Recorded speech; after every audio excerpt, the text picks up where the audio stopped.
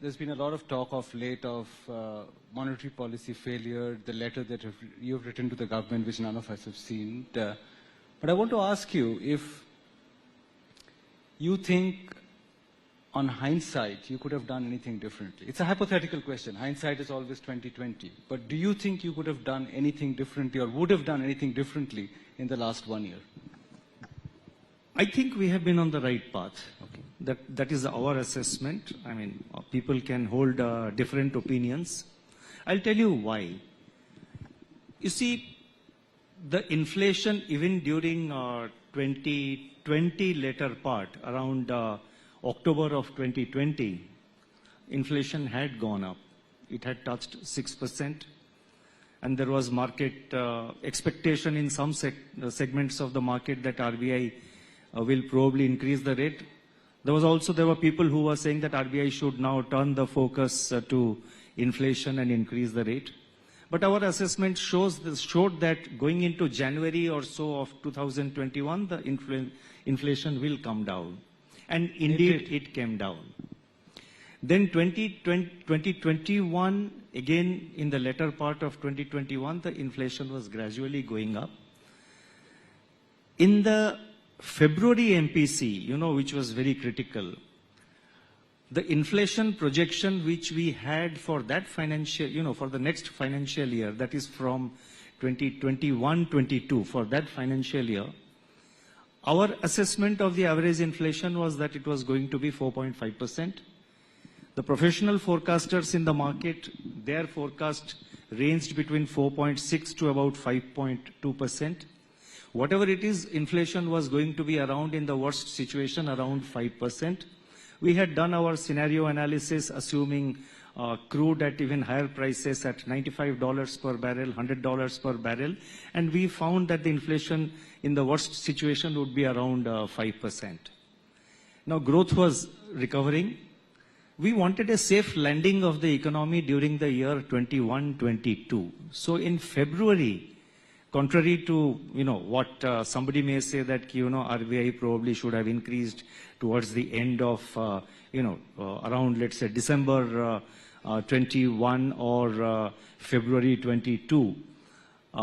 Somebody may say that. But the point is, we wanted the economy to have a safe landing, the recovery of the economy, the GDP to be above the pre-pandemic levels, and 21-22 growth was about 1.6% above the pre-pandemic levels of 1920.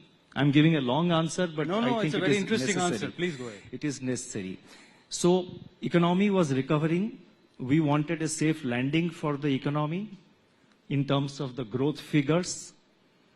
And I think today, looking back, it gives us great satisfaction that last year the economy recorded, last year meaning 21-22, it was 8.7%. And for the current year, our projection, current year meaning, current year, 22-23, our projection in RBI is 6.8%. The National Statistical Office has projected 7%. We will know after March. So the economy has not only landed safely, the economy has remained resilient, notwithstanding this huge amount of global spillovers which are emanating because of the effect of the war, geopolitics, and the synchronized monetary policy tightening, especially by the US Fed and other advanced economies. Inflation, yes, it did go up to 7% after reaching a peak of 7.8% in April 22. It has come down. In between, it went up once for 7.4 or so. Now, December figure were released yesterday. It was 5.7. It has come down from 5.8 to 5.7. It's mainly due to softening of food inflation. I do concede that point. But, so therefore, looking at this, now, the law mandates that RBI is supposed to, the RBI Act, the law mandates that RBI has to maintain price stability, basically meaning that maintain the inflation around 4%, keeping in mind the objective of growth. And I think we have kept the objective of growth, which had to be given primacy during pandemic times and thereafter. we have not lost sight of the need to focus on inflation. So therefore, when the war started and, the international prices of commodities, even the food prices went up, prices of edible oil, prices of cereals also went up because of the war in Ukraine. So we did not hesitate to take a decision in an off-cycle meeting last year in May. We were criticized for that.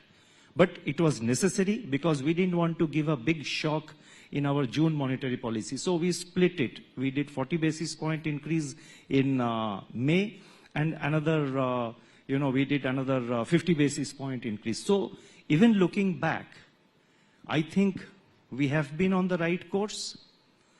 And I think, the earlier theorists of being behind the curve, etc. I think that discussion on being behind the curve is over.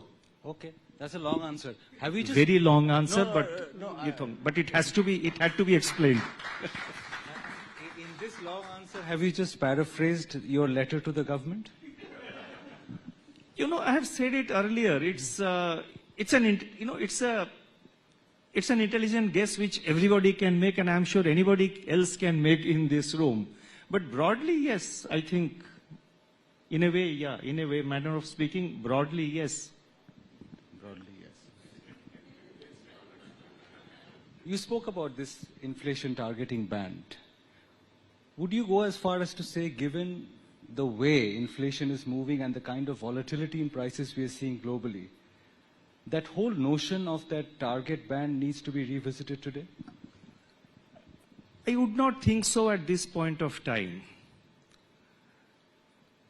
The inflation targeting framework did facilitate maintenance of average CPI inflation at about 3.9% from 2016 when it was instituted, when it started, to the pre-pandemic position in February 2020. So for those 3 years, almost 3 years, the average inflation was 3.9%, close to 4%. After the pandemic, of course, the situation changed. Now, we have had, one after the other major shocks, the COVID, then the war and monetary policy tightening, the current volatility in the financial markets, etc. But I think it's too early to shift the goalpost. The 4% has a certain meaning. And also, let me add that our target of 4% plus minus 2%, to declare it as a failure, if you exceed that, then only it's a failure. I think that gives us sufficient flexibility in our monetary policy decision making. We utilize this flexibility, the Monetary Policy Committee, the MPC, utilize this flexibility embedded in the inflation targeting framework to tolerate higher inflation of 5%, 5.5%, and even more than 5.5%, up to 6%, because the requirement of that time when we were undergoing the stress of COVID and then mostly the COVID impact during those 2 years, slightly higher inflation had to be tolerated because the economy required help. The economy required support. We had to infuse a lot of liquidity. We had to also do a substantial reduction in policy rates. So therefore, the current target of plus minus 2% gives enough flexibility, policy flexibility, to the Monetary Policy Committee. So keeping that in mind, I would feel that the 4% target with plus minus 2% is very robust. In the Indian context, I don't think there is any need for any